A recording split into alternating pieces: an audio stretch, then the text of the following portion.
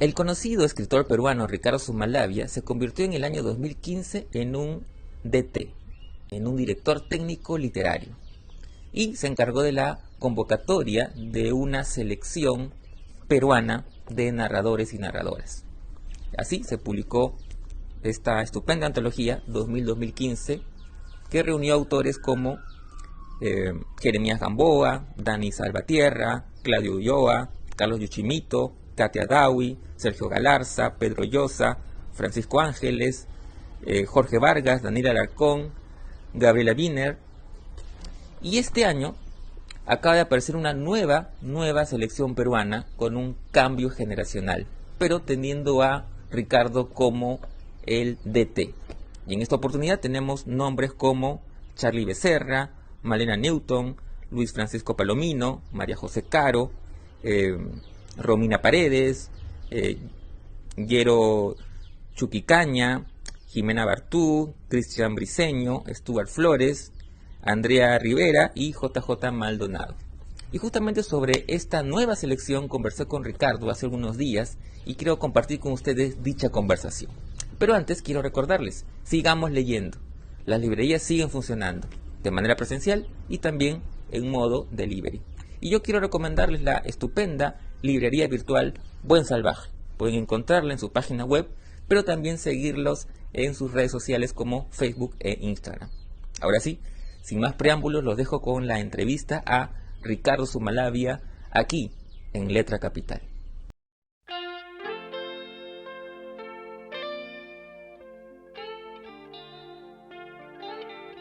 Hola Ricardo, ¿cómo estás? Gracias por tu tiempo y sobre todo por permitirnos charlar sobre la antología Selección Peruana 2015-2021 que tú has antologado. Eh, Uno recuerda bastante la antología anterior, que es la del 2000 al 2015, donde también en esa selección estabas como DT. Quisiera empezar un poco la charla preguntándote un poco cómo fue este proceso de selección, digamos, ¿no? Y quizás comparándolo con el anterior, digamos, uno, o por lo menos yo, eh, veo las dos selecciones y tendería a pensar, posiblemente equivocado, de que fue más sencilla la selección anterior. Digamos, veo autores que quizás en ese momento ya, ya habían aparecido con cierta notoriedad, y aquí veo más bien eh, varios que están apareciendo de manera muy interesante, ¿no? Y que de alguna manera esta aparición en la selección les da un espaldarazo. ¿Cómo lo ves tú? Bien, ¿qué tal, Carlos? ¿Cómo estás? Primero, gracias por estar aquí, invitarme a tu programa y poder charlar contigo una vez más. Siempre es grato. A ver, para responderte, yo no creo que haya sido más fácil o más difícil. Han sido procesos diferentes.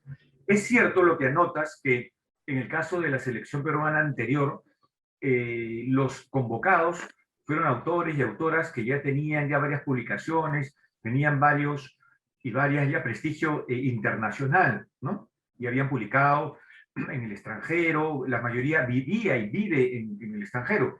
Sin embargo, dentro de estos parámetros, incluso había muchos otros autores y autoras con los cuales también puedes confrontar los textos y ver qué va y qué no va. O sea, también fue difícil en ello, no sé, tomar la difícil situación, por ejemplo, no sé, de no incluir a Johan Page, por ejemplo, ¿no? Un autor interesante, no incluir a tantos otros, en realidad, a Luis Hernán Castañeda, entre los que ya venían ya publicando y que luego han sido premiados. Sí, fue difícil también, como te digo, en su momento. Ahora, vinculándolo ya para el proceso de selección peruana, esta edición del Bicentenario, yo al principio no tenía una idea muy clara si realizaba otra selección peruana para Estruendo Mudo o si me atrevía a una antología mayor donde pudiera incluir unas 30 personas, 30 autores, autoras, y eso me permitió, bueno, en su momento, antes de la pandemia, pasarme buena parte del tiempo consiguiendo, comprando, encuestando sobre los nuevos narradores. Me propuse hacer algo distinto. Sí apuntaba a los narradores más jóvenes, las escritoras, escritores que ya estaban teniendo sus primeras publicaciones y creía yo, veía ya algunas distinciones temáticas, estilísticas, etcétera. Pero con esta primera idea de una antología mayor. Ese proyecto se cayó porque empezó la pandemia, entonces dije, bueno, no, naturalmente todo empuja a otra selección peruana, conversamos con la editorial y estuvieron de acuerdo, entonces dije, ok, nos lanzamos, y todo este proceso, bueno, coincidió con el Bicentenario, pero no fue pensado una selección para el año del Bicentenario, fue el contexto de la pandemia que todo lo fue empujando, empujando. Entonces, ya vino la segunda parte difícil, de tener una primera preselección de 30, fíjate, de 30 autores y autoras, todos jóvenes, todos nacidos aproximadamente del año 85 en adelante, eh, llegar a 11, porque teníamos que cumplir con los criterios pues, de selección peruana. Eso sí fue, una vez más, muy difícil, porque no es un criterio literario, ¿no? Tal como lo anoté en el prólogo de la selección anterior y en este número. Fue complicado, pero entonces traté de aplicar un criterio que me permitiera ofrecer una selección, no necesariamente como los mejores, porque no me gusta utilizar el término del mejor, porque creo que estos autores son tan buenos como hay otros que no están incluidos aquí. ¿Sí? No necesariamente tienen que ser los 11 y no hay más. No, eso no puede ser, no va por ese lado. Entonces yo quería más bien crear un conjunto de relatos, de cuentos orgánicos, que de alguna manera tengan vasos comunicantes, de alguna manera en su distinción también puedan ofrecer una imagen de lo que puede estar pasando en la narrativa peruana actual, de reciente publicación. Ello me llevó a ir, bueno, decantando, y en el proceso establecer estos 11, donde hay varios puntos que tú también ya has notado. Bueno, han publicado un primer libro de cuentos, que es una novela, todos viven en el Perú, ¿no? Las condiciones son otras, pero que vivan todos en el Perú no significa que no vayan a tener proyección. Quizá estando aquí en el Perú, incluso ya puedan ir iniciando, o ya iniciaron definitivamente esta proyección internacional.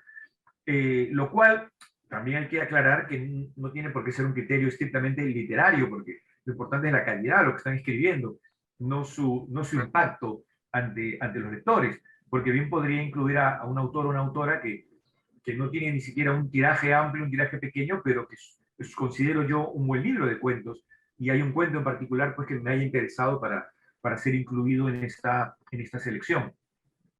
Se ha tratado nuevamente de ser plural, de salir de los espacios capitalinos, digamos, donde concentramos una gran producción literaria, que tampoco se puede negar que gran parte de lo que se publica en el país se publica en Lima, eso no se va a negar, pero estableciendo los matices que Lima no es todo, es cierto, y que Lima no es orgánica tampoco, Lima no es homogénea, o sea, cuando hablamos de Lima, realmente cada zona, cada barrio, cada distrito, ya es casi como una propia ciudad con sus propias dinámicas y universos narrativos y poéticos también.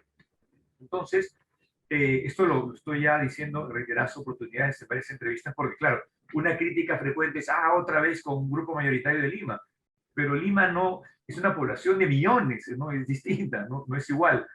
Y lo pueden verificar leyendo la selección, ver que un cuento de, por ejemplo, Luis Francisco Palomino no corresponde en la estética y el lenguaje que un cuento de Cristian Briceño, por ejemplo, ¿no? Y puede sí dialogar con un texto de Jimena Bartu, pero que a su vez el de Jimena Bartu, siendo de Lima, dialoga con aspectos, tradiciones que provienen fuera del ámbito capitalino y vínculo con el mundo andino, etc. Ese tipo de diálogos, de estas relaciones orgánicas, quería establecer yo en esta nueva selección. Y como te digo, para volver a la pregunta, no fue nada fácil, ¿no? Claro, ahora que mencionas esto digamos, la presencia de autores de Lima y de autores de provincia, es verdad, Lima, además, digamos, hay muchos autores que vienen de provincia, pero que viven en Lima. La misma Lima es un universo bastante complejo, que tiene su periferia, pero también tiene sus márgenes, ¿no? Entonces, se entiende perfectamente eso, ¿no? Ahora, lo interesante también es que, digamos, una mirada también bastante simplista podría advertir que en esta selección hay una presencia de mujeres más visible que la anterior, digamos. ¿Eso obedece a alguna razón? Es decir, quizás haya más mujeres escribiendo en este momento que quizás hace años atrás. Mira, yo no sé, te mentiría si yo te dijera que ahora hay más mujeres escribiendo que antes, porque claro, estaríamos especulando, porque habría que investigar quiénes estaban escribiendo y no llegaron a publicar. Lo que sí puedo afirmar es que hay una mayor visibilidad de las mujeres peruanas que escriben con respecto a hace unos 10, 20 años, donde esa visibilidad quizá la podíamos notar de una manera más inmediata en la poesía. Fíjate que en poesía normalmente no planteamos esta discusión de si hay más poetas mujeres o más poetas hombres. Yo nunca he escuchado en ningún ámbito local, nacional, que lo problematicemos. Hay poetas excelentes mujeres y hay poetas hombres y ya está, punto, ¿no? Es más, ni siquiera se está buscando paridad ni nada, porque se asume que hay esta creación, esta muy buena tradición que nos viene desde ya tiempos muy, muy antiguos, ¿no? En el caso de narrativa sí es diferente, o sea, la balanza tendía más hacia la producción masculina, eso tampoco se puede negar. Ahora, lo que sí es cierto es que este contexto de mayor visibilidad de narradoras se ha dado en el Perú, pero como se está dando en el mundo entero, ¿no? Y quizá esto ha llevado a que algunas mujeres escribían, pero que no se atrevían a publicar eh, por distintos condicionamientos, pensar, no, esto no va a interesar, no me van a aceptar, o de repente lo enviaban a editores y editores quizá lo rechazaban, a lo mejor, eso no lo sé. Pero es posible que todo esto se haya dado, ¿no? Sin duda se habrá dado en algún caso. En cambio ahora es al contrario, ¿no? O sea, hay editores que están buscando, a ver, estoy buscando una autora, los agentes literarios están buscando autoras, o sea, hay un interés en el circuito literario, ¿ok? El asunto es, este interés debe corresponder, por supuesto, también a un mayor nivel en la creación. Provenga de donde provenga hombres o mujeres. Entonces, esto hace que en cualquiera de los géneros digan, bueno, ok, perfecto. Y hay una mayor preparación, lecturas, más práctica de la escritura, mayor debate, que eso también enriquece, ¿no? Te ayuda a cualquiera a abrir los ojos y te estimula, ¿no? O sea, tú eres un autor y escuchas, visitas a tu autor, autora preferida, y te da ganas, ¿no? Estás con tu libreta y inmediatamente estás tomando nota para tus propios cuentos. Entonces, ese es el contexto que se ha dado y creo que hay un mayor estímulo y por eso es que para establecer esta selección yo no he estado diciéndome, uy, ahora me faltan mujeres y ahora no me faltan. No, tenía una buena cantidad de narradores y narradoras para este planteamiento, para este libro en especial, y lo complicado era ver quién entra, quién no entra, con qué temática tiene, qué universo narrativo tiene, para que no poner a 3 autoras o 3 autores con un mismo universo narrativo. Traté de buscar que tengan universos narrativos algo distintos, que, repito, que se comuniquen entre sí, pero que no sean planteamientos tan homogéneos, digamos, sino más bien buscar la riqueza en la heterogeneidad, ¿no?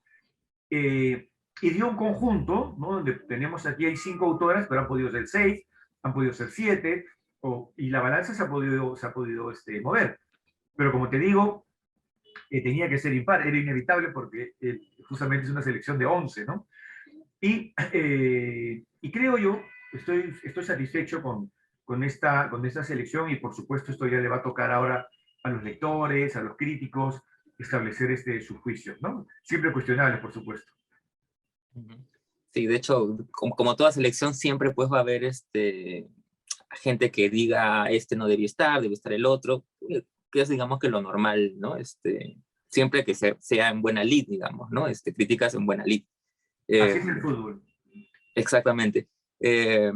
Ahora, es interesante lo que acabas de decir, porque sí, los relatos, digamos, presentan una variedad de registro bastante heterogénea, pero claro, como tú dices, con varios puntos comunicantes, ¿no? Quisiera un poco que nos hablara sobre esos puntos de encuentro. Mira, como habrás podido ver en este libro, y se menciona también en el prólogo, hay un universo narrativo en el cual, por ejemplo, de acuerdo a la experiencia vital, nacieron del 85 en adelante, su experiencia de los años 80, los apagones, la violencia que vivió el país, está más vinculado a recuerdos de infancia, a lo que escucharon, que es distinto a un narrador que lo vivió en su adolescencia o en su primera juventud, posterior, digamos, no en años universitarios, la perspectiva es otra.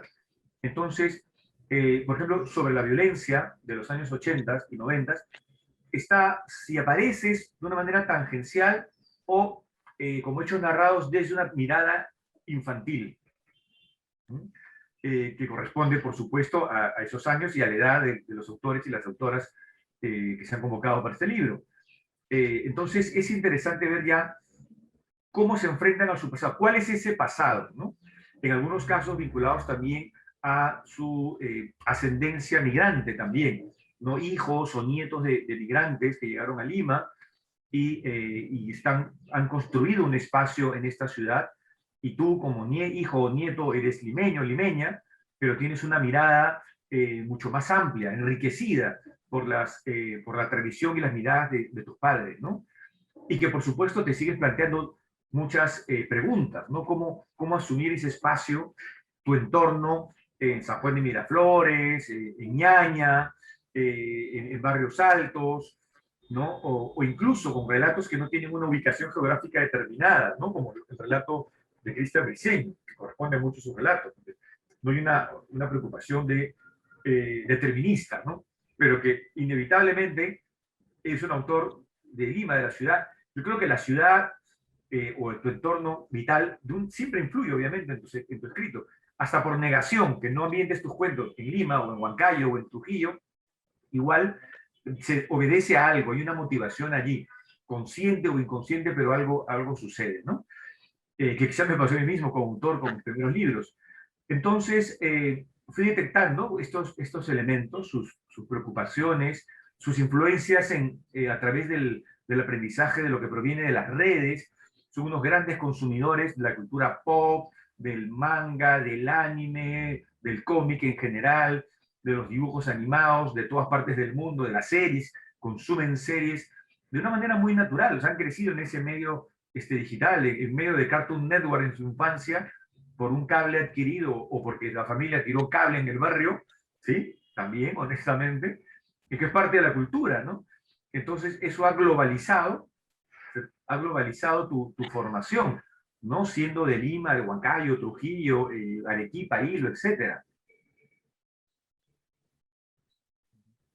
Eh, Haciendo un poco una analogía con el fútbol, eh, pensaba en a veces estas convocatorias que hace el entrenador de la selección, Gareca, y la aparición de nuevas figuras que son como descubrimientos entre comillas, ¿no?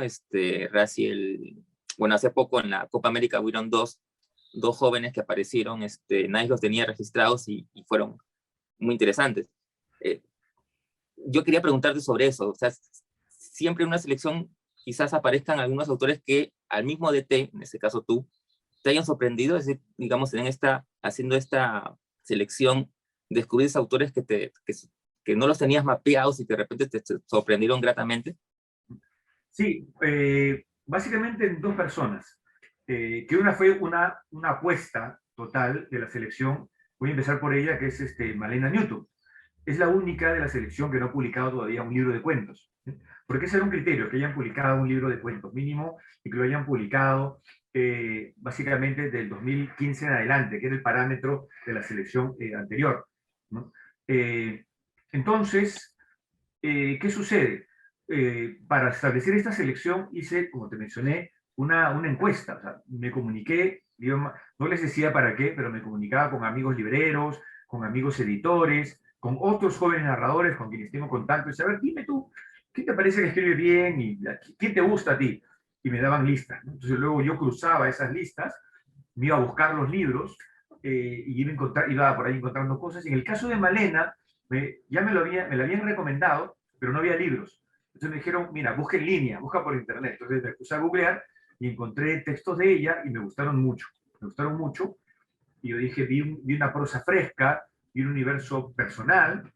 Entonces me comuniqué, me contacté y le dije, a ver, por favor, mándame unos 3, los cuentos que quieras que tengas, para leer sin compromiso. Le digo, vamos a ver. Y me envió los cuentos y me encantaron. Y yo seleccioné el que me parece aquí, este. Entonces, y luego, en ese proceso, Ya luego me entero que ella ya tiene pues un libro de cuentos armado, que va a tener una publicación próxima, y yo estoy seguro que le va a ir muy bien, porque es, como te digo, una excelente narradora. Pues apuesta y dije, acá, que a veces pero te puedes equivocar, digamos, ¿no?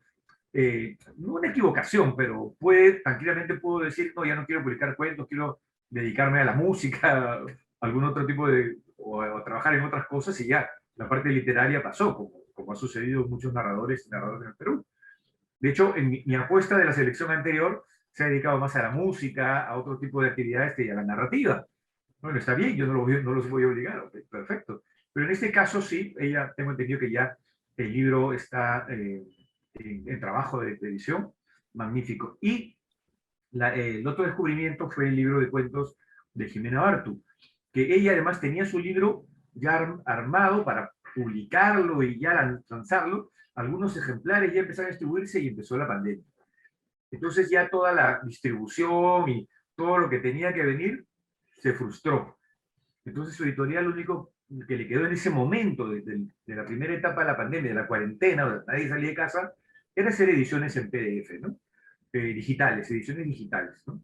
Y así fue que la contacté y me envió el PDF, el editor me envió el PDF y que lo leí y que me gustó mucho, ¿no? Entonces también hay una mirada personal, eh, se nutre de la poesía, se nutre, no es necesario, es un rasgo de ella, pero de muchos otros narradores donde ya no hay una preocupación estricta de quiero escribir el cuento redondo, el cuento a lo Cortázar, el cuento que gane por nocaut. Ya eso ya lo dijo Cortázar y funcionó en su época, y que 10, siglo XX, y te puede seguir gustando y puedes seguir escribiendo así, pero ya no es la única manera de escribir cuentos. Hay otras formas de escribir cuentos. No digo que mejores o peores, porque esa distinción no funciona, como te estaba diciendo, pero sí aceptar que hay otras formas de escribir cuentos, ¿no?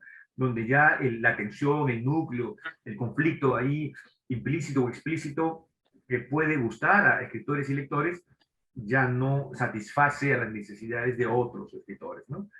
Entonces, eso es lo que encontré en esta nueva generación de autores que aparecen aquí. Acá yo tengo con la portada rosada, está con la portada blanca. eh, y digamos, esas fueron, bueno, también por supuesto, todos sí, me parece un grato descubrimiento. Puedo mencionar también a Romina Paredes, que ha publicado pues era su primer libro de cuentos, Fámulus, ¿no? O sea que pocos meses realmente creo que un año o menos de un año quizá de su aparición, y que ha tenido muy buenas críticas ese libro, y que, bueno, lo pude leer y lo pude adquirir y luego seleccionar. Y así, pues, en el caso, por ejemplo, de Andrea Rivera Carrillo, ella tenía 2 libros de cuentos que ya había publicado, además muy interesada en el género fantástico, pero que no, el género fantástico se habla, pero no es que se consuma, la gente vaya a comprar corriendo libros de cuentos fantásticos, ¿no? De peruanos, y de autores jóvenes, como es ella, autora joven. Pero también bastante interesante su universo.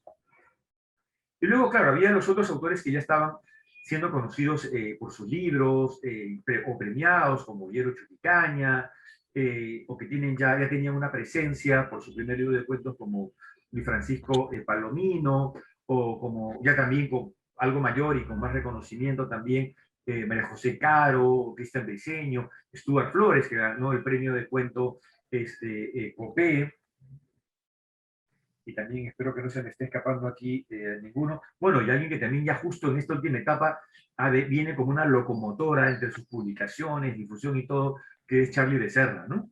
Que de hecho tenía que estar pues, en esta selección. Él tiene un trabajo narrativo fuerte, intenso, hablando de este mundo donde él vive en Trujillo. Fue muy curioso, acá una anécdota, ya, que él nace, su familia, bueno, vive en Trujillo, él ha crecido en Trujillo, pero circunstancias de la vida nació en Lima.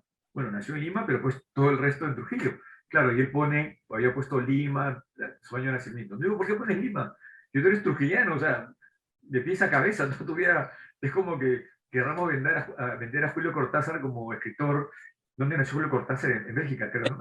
Como escritor belga, ¿no? Y es escritor argentino. Nació allá porque le tocó. no, pero tú eres más trujillano que la cuña trujillana. Y me dijo, no, sí, tienes razón, vas a poner Trujillo. Ya, soy ahora todo trujillano. Claro, porque es así. Eh, entonces era interesante esta variedad de autores y de autoras, desde, digamos, los mayores, ¿no? María José Caro, Cristian Briceño, luego allí Stuart Flores, hasta llegar pues hasta Andrea Rivera, que publicó siendo muy, muy jovencita además, ¿no? Y esto es interesante, porque es una muestra de una conciencia de querer ser narrador, escritor, es decir, puede tener otros oficios, pero tiene un universo narrativo que quiere llevar adelante, ¿no? Y quiere publicar y quiere confrontar sus textos con lectores, con crítica, etcétera, que me parece maravilloso. Ujú. Un poco para terminar, Ricardo, si tuvieras que resumir un poco eh, cómo denominar o caracterizar a esta selección que de alguna manera podríamos hablar de una generación, ¿no? Porque comparten más o menos las mismas edades.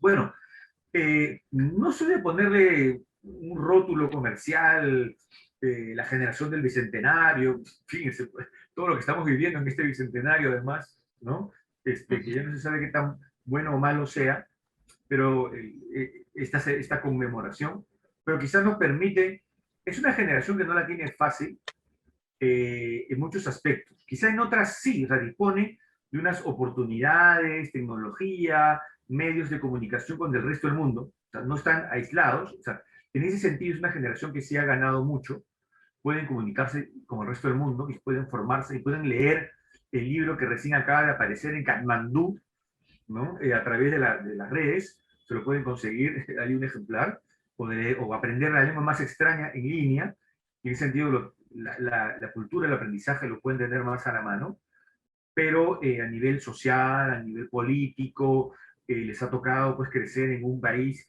cuya institucionalidad se está desmoronando, si es que ya no se desmoronó del todo, ¿no? Entonces, ¿y qué les queda a ellos? La pregunta, ¿y ahora qué hacen ellos? Pues tienen que ir construyendo, digamos, esa institucionalidad, digamos, de intelectual, desde la subjetividad, desde la creatividad, desde el cuerpo, digamos, ¿no? De lo intelectual y todo, eh, y están en ese proceso, ¿no? Y estoy seguro que van a seguir produciendo una narrativa, una literatura bastante atractiva, bastante interesante, con todo lo que les ha podido ofrecer este mundo, de todo lo que se están nutriendo y de lo que no sabemos qué va a pasar. O sea, el futuro les es incierto, pero es el futuro de ellos, ¿no? Muchas gracias, Ricardo. Siempre es un placer conversar contigo. Contigo también, querido Carlos.